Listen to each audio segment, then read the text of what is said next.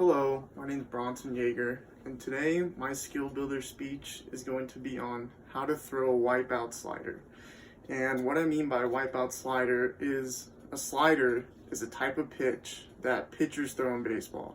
And how I am very knowledgeable about this topic is that I was a pitcher in baseball for over 15 years. I played last year, only 1 year in college baseball at UCI, but I still made it. And I've learned a lot from my times playing the game, and one thing that I have learned is how to throw a good slider, and I'll show you today how to throw one.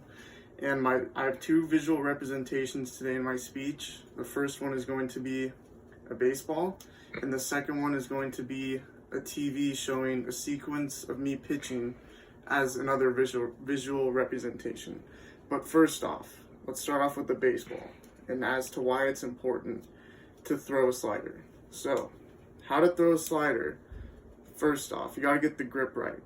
And how to figure out what grip to use is, on a baseball, there's gonna be two horseshoes. One right here, and one right here. So basically one that's vertical and one that's horizontal. And so what you're gonna wanna do is find any horizontal horseshoe that's like this, and try and grab the inside of the corner right here to where your middle finger has a very good grip on the seams right here. And the reason why that grip on the seam is going to be important is because the main factor in throwing a slider is that pressure of your middle finger flipping off the ball, creating its axis, basically spinning as if you were seeing a small red dot because of how fast you flicked your fingers. And that spin and that red dot that you see is the result of a very good slider because it has very tight break.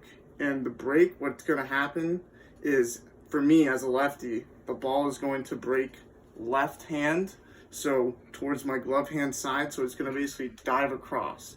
And that's why I have a video representation showing you right here.